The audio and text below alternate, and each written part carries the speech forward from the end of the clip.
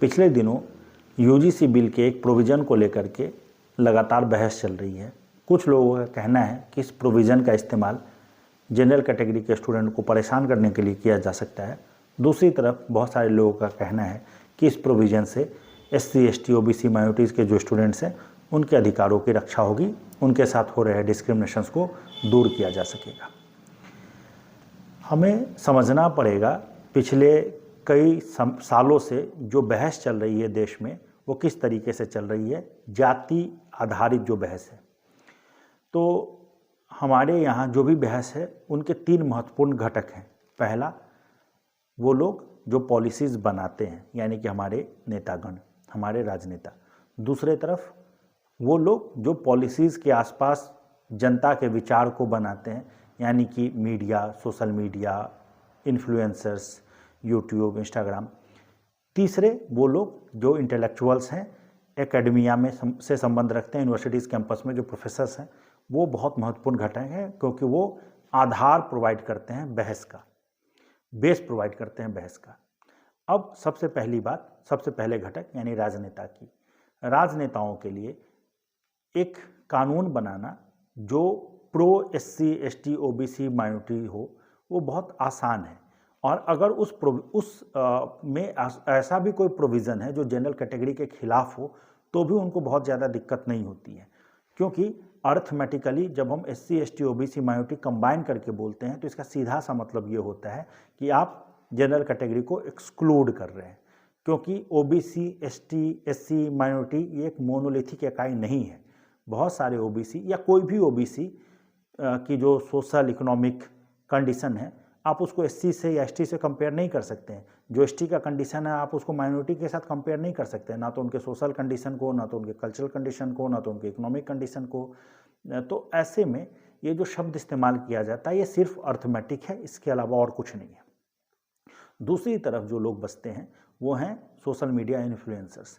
वो public discourse create करते हैं या ओपिनियन बनाने में मदद करते हैं। अब ऐसे लोगों के लिए भी pro SC, ST, OBC, minorities बात करना बहुत आसान है, क्योंकि इससे सोशल मीडिया इंगेजमेंट ईजिली मिल जाता है। अगर वो ईमानदारी से बात करने की कोशिश करेंगे, हर पक्ष की बात करने का प्रयास करेंगे, तो फिर इंगेजमेंट कम हो जाएगा, क्योंकि जो एल्गोरिदम है वो उसी तरीके से ऑपरेट करता है। अगर आप किसी विशेष वर्ग की बातें करें और उनके ही लोग आपको देखें तो आपको पता होगा कि मैं जब इस तरह की बातें करता हूं तभी मुझे ओपिनियन मिलता है, तभी मुझे एक तरह से सोशल मीडिया इंगेजमेंट्स मिलता है। और चूँकि संख्या एससी, एसटी, ओबीसी, माइनॉरिटीज़ की ज़्यादा है तो बैलेंस अप्रोच से जब भी बात करने की कोशिश की जाएगी तो इंगेजमेंट कम हो जाएगा और कोई भी सोशल मीडिया इन्फ्लुएंसर इसको लाइक नहीं करेगा। तीसरी तरफ जो एकेडमिशियंस है, जिनसे सबसे ज़्यादा ईमानदार होने की उम्मीद की जानी चाहिए, वहाँ भी वो ईमानदारी नहीं दिखती है। उसका सबसे बड़ा कारण है कि pro SC, ST, OBC, minorities की बातें करना, इसको हायर मोरल ग्राउंड पे रख करके देखा जाने लगा है। इसका परिणाम ये होता है कि कोई भी इंसान और कुछ बातें करने की जब भी प्रयास करेगा तो एक मोरलिटी क्राइसिस को, एक सूडो मोरलिटी क्राइसिस को क्रिएट करने की कोशिश की जाती है। और इसका मतलब ये होता है कि आप बहुत ईमानदार बहस नहीं कर सकते हैं एकेडमिया में। दूसरी तरफ जो एकेडमिया में जो बाकी के इंटेलेक्चुअल्स हैं जो बातें करते हैं, उनके लिए pro SC, ST, OBC, minorities बात करना भी आसान है, क्योंकि जो जनरल कैटेगरी के लोग हैं वो बहुत ज़्यादा पावरफुल नहीं है पॉलिटिकली। तो जब भी ये इनके खिलाफ बातें करते हैं तो ऐसा मैसेज जाता है कि भाई ये हायर पावर को चैलेंज कर रहे हैं, यानी कि जनरल कैटेगरी के खिलाफ बातें करना इनको ये ऐसे दिखाता है जैसे कि हायर पावर को चैलेंज किया जा रहा है, परंतु सच्चाई ये है कि ये पावरफुल है नहीं। तो जब आप इनके खिलाफ बातें करते हैं तो आप इंटेलेक्चुअल माइट गेन करते हैं बिना इंटेलेक्चुअल रिस्क लिए हुए। इसलिए डिबेट जो हम देखते हैं वो इतना गड़बड़ तरीके से चलता है कि एक पक्ष की बातें ही की जाती हैं, दूसरे पक्ष की बातें ढंग से की नहीं जाती हैं, एम्पेरिकल एविडेंस की कोई बातें नहीं होती, सिर्फ सूडो लॉजिक या एक ऐसा तर्क दिया जाता है जिसका बहुत बार आधार भी नहीं होता। खैर, अभी जो बिल है उसके प्रोविजंस में ऐसा कहा जा रहा है कि एससी, एसटी, ओबीसी, माइनॉरिटीज़ को कंबाइन करके जो बहस की जा रही है, यहाँ पे कुछ प्रॉब्लम है। प्रॉब्लम इस तरीके से है कि यूनिवर्सिटी कैंपस में अपर कास्ट और लोअर कास्ट का एक सिंपल डिवाइड एग्जिस्ट नहीं करता है। और ये सिर्फ यूनिवर्सिटी कैंपस में नहीं, ये देश के संबंध में भी कहा जा सकता है, क्योंकि जो हायरार्की है कास्ट का वो मडल्ड हायरार्की है। मडल्ड हायरार्की से तात्पर्य है कि हर कास्ट के लिए कुछ कास्ट ऊपर है, कुछ कास्ट नीचे है।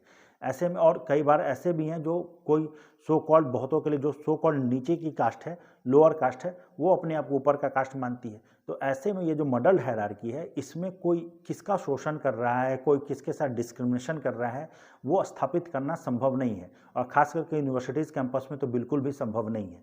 अब उदाहरण के तौर पे कुछ एक कम्युनिटी को ले लेते हैं जो ओबीसी में है, जैसे कि जाट। अब जाट कम्युनिटी बहुत जगह ओबीसी कम्युनिटी में आते हैं। अब ये जो जाट कम्युनिटी है, इनके पक्ष में बहुत सारे कॉलेजेस भी हैं, इनके नाम से जाट कॉलेज करके भी बहुत सारे कॉलेज हैं। तो ऐसे में ये कह देना कि जाट के साथ जातीय आधार पर भेदभाव हो रहा होगा या डिस्क्रिमिनेशन हो रहा होगा, ये थोड़ा हास्यास्पद लगता है। बिहार में अगर बात करें, यादव एक बहुत ही स्ट्रॉन्ग कम्युनिटी है। अब उनके साथ कोई ये कहे कि ओबीसी हैं और उनके साथ बिहार के किसी कॉलेज में डिस्क्रिमिनेशन हो रहा होगा, ये हास्यास्पद लगता है।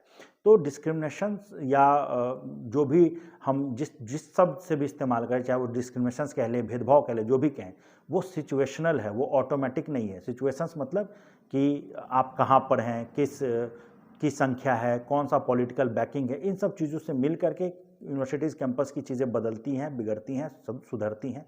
ऑटोमेटिक कुछ नहीं होता। तो ये जो कानून बनाया जा रहा है, ये अपने आप में एम्पिरिकल एविडेंस को नकारने की तरह है।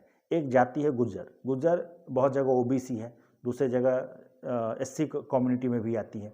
तो ये जो गुज्जर कम्युनिटी है, ये इनके इस कम्युनिटी से एक व्यक्ति संबंध रखते थे और वो घूमने गए लद्दाख। लद्दाख में जाकर के उन्होंने एक साइन बोर्ड पे अपने जाति का नाम लिख दिया। अब ये जो एक्शन है वो ये दिखाता है कि ये कोई शोषित तबके का साइकोलॉजिकल एक्शन नहीं हो सकता। साइकोलॉजिकली अगर एनालिसिस करें तो ये जो एक्शन है वो ऐसे समाज का नहीं हो सकता है जिसका जातीय आधार पर शोषण हो रहा हो, क्योंकि ये तो कास्ट प्राइड दिखाने वाली बात है। एक गाना अभी बिहार में चल रहा है पिछले कुछ समय से, यादव की ताकत को दिखाने के लिए कि भाई यादव कम्युनिटी कितनी ताकतवर है, कितनी स्ट्रांग है। तो ये दिखाता है कि साइकोलॉजिकली ये किसी ऐसे जाति को नहीं दिखा सकता है जिसका शोषण हुआ है। यानी कि ये जो सारा डिबेट है कि ओबीसी को आप एससी एसटी के साथ क्लब करें, ये अपने आप में लॉजिकल नहीं है। एमएन श्रीनिवास ने एक कॉन्सेप्ट दिया था डोमिनेंट कास्ट का। प्राइमरली जो हमारे यहाँ की जो लैंड ओनिंग कम्युनिटी है, जिसमें बहुत सारी ओबीसी कम्युनिटी है, वो डोमिनेंट कास्ट के तौर पे आती है, चाहे वो यादव हो, मराठा हो, जाट हो, गुज्जर हो।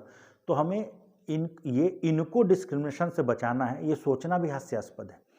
बहुत सारे लोग जो प्रो रिजर्वेशंस बात करते रहे हैं, ओबीसी रिजर्वेशंस, वो भी इस बात को कहते हैं कि भाई एससी एसटी की तरह इनका शोषण नहीं हुआ है, लेकिन इनका रिप्रेजेंटेशन उतना ज़्यादा नहीं है सरकारी नौकरियों में, इसलिए इनको रिजर्वेशंस मिलना चाहिए। बहुत सारे लोग जो प्रो रिजर्वेशंस बातें करते रहे हैं, उनका ये कहना है कि जनरल कैटेगरी के लिए कास्ट एग्जिस्ट करना बंद हो चुका है। क्यों?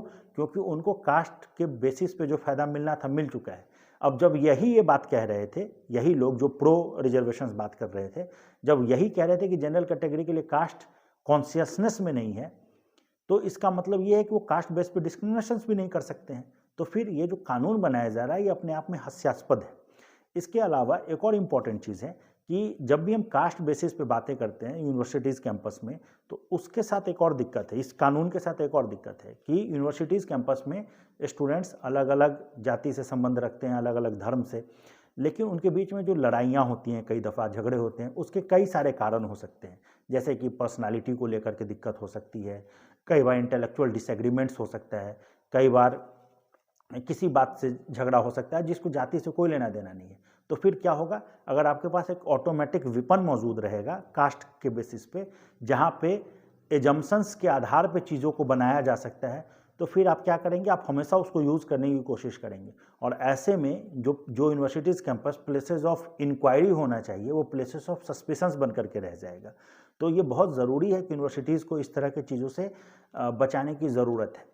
माइनॉरिटीज़ की बातें कर ले, जैसे कि कोई अगर इस्लाम का फॉलोअर है, तो अगर आप कोई कानून बना रहे हैं, अब एक व्यक्ति जो हिंदू फोल्ड का ही नहीं है, उसके साथ कास्ट बेसिस पे प्रोटेक्शंस देना, उसको प्रोटेक्शंस देना कास्ट बेसिस पे, ये अपने आप में हास्यास्पद है।